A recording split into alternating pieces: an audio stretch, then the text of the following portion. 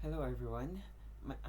I'm John Palcaranzo and I'm excited to have you with us today as we explore the upper respiratory tract. And today, we're diving into the fascinating world of the upper respiratory tract, where every breath you take begins its journey. Before we go to the nose, as you can see in the PowerPoint, we have the nose. The nose is also called the nasal external nares, the only external visible part of the respiratory system.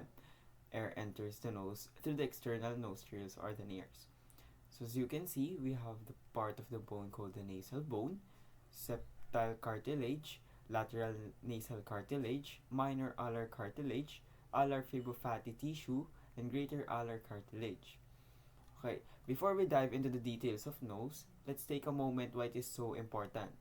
As you can see, the nose is not just for smelling. It is the primary enterway for air into our respiratory system. The nose is a vital organ located in the center of our face, and it serves with several important functions. First, we have the airway for breathing. As I said earlier, it is the primary enterway for air into our respiratory system. I'll give you an example. The air will comes into our nose, then it will go to our nasal cavity, and it will be moistened and filtered, and then it will go to the pharynx, and the larynx it will go to the, or what we call the voice box, and go to the trachea, which inside the trachea we have a, inside the mucus we have a called cilia, that trap dust, allergens, and any other particle, preventing it from go to the lungs. After the trachea, it will go to the bronchi. But later, we will discuss that. Next, let's proceed to the nasal cavity.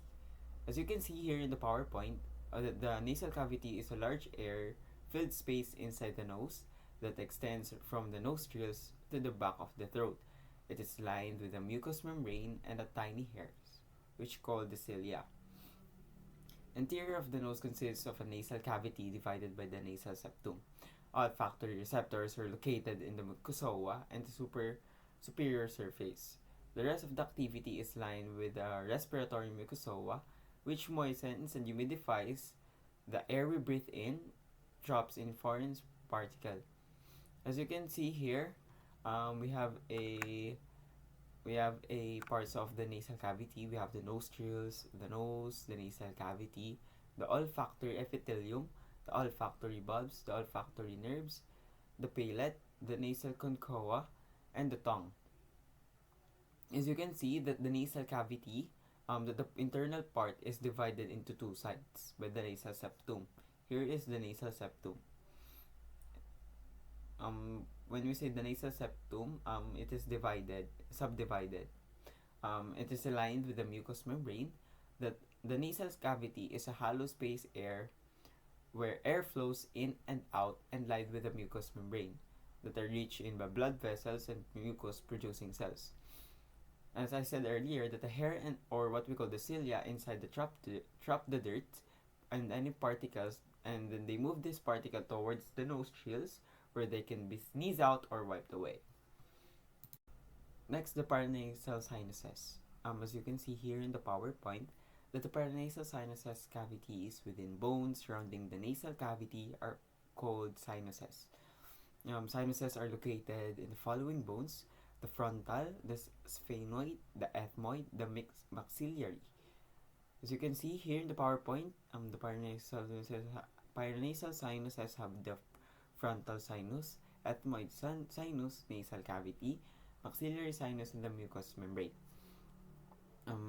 Paranasal sinuses are filled spaces in the skull that surrounds the nasal cavity, and they serve to lighten the skull, enhance voice resonance, filter and humidify the inhaled air, and regulate temperature. The four main pairs of the sinuses includes the frontal sinuses in the forehead, maxillary sinuses in the cheeks, ethmoid sinuses between the eyes, the sphenoid sinuses deeper in the skull.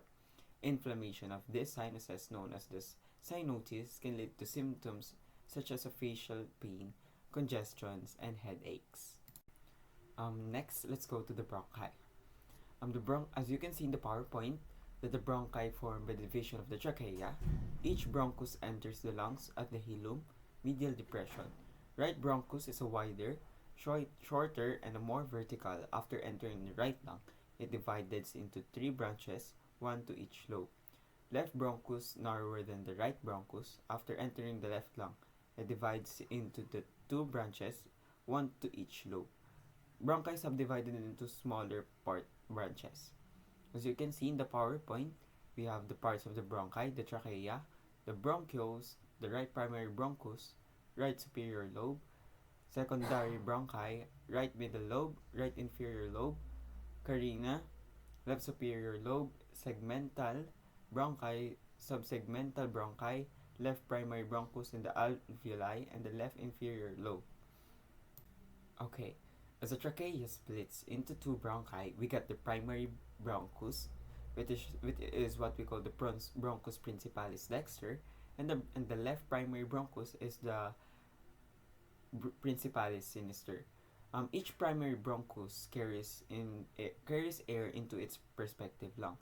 The right primary bronchus and the left primary bronchus differ in that the right one is about 2.5 centimeter long before it enters the lungs. So it is a shorter and vertical than the left one. The left one is 5 centimeter long before it enters the lungs. So it is shorter and wide. So it is a longer and narrow. So the right and the left bronchi will enter the lung through the hilum of the lung, which is the entrance of the lung. And here is something I need you to never forget, that the left main bronchus curves more than the right main bronchus. Um, you know why it is this important? Well, in a clinical perspective, that there's a condition called the foreign body aspiration, where a person inhales foreign objects in their airways. This also happen in children. But imagine when a person inhales any type of object small enough to enter of the respiratory tract. If it gets far enough, which side do you think the object will fall into? Most commonly, it will come into the right one since it doesn't deviate much from the tracheal axis. If the object haven't gone far down from the respiratory tract, you could try the Helmrich maneuver. It is far down into the lower respiratory tract. You gotta get there with a bronchoscopy and either suck or pluck it out. Now, I reckon you'll never forget this. The right and the left primary bronchi will enter the lung through the hilum of the lung, which is the entrance in the lung, and from here it is going divided into the smaller bronchi according to the lobes of each lung. There are three lobes in the right lung, so the right one will divide into three lobal bronchi, or the bronchi lobars dexter. The left bronchi has only two lobes, and this gives us a two left lobar bronchi. So after that, they've divided into each lobe. They're further divided into segmental bronchi. The right one will divide into 10 segmented, and then the left one is into the 8 segments, according to how the lungs are built. Alright, so again, the primary bronchus becomes a lobar bronchi, which then becomes a segmental bronchi. Okay, let's do it one more time, but this time, little more detailed, because it's important to know this. Primary bronchi goes through the hilum of the lungs. As you see, the right lung has a two lobes, and then the left one has a two lobes. So the right one will branch off as the superior lobal bronchus, the middle lobal bronchus, and the inferior lobal bronchus. The left one will be branched off as the superior and inferior lobal bronchus. Now, let's do the full bronchial tree on the right side. Here is the right lung. It has a superior lobe, middle lobe, and the inferior lobe. And if we look from the direction, you'll be able to see the hilum of the lung, the place where the bronchial enter. Each lobe automatically divided into segments. The right lobe is divided into 10 segments, and the left is divided 8 segments in total. This is where the lobal bronchi will divided into segmental bronchi, according to the segments of the lobe, and it's surgically important because if there are any tumors and any other indication to surgically resect a part of the lung, we can do that according to the segment. In this way, we won't damage other parts of the lungs by damaging this bronchi.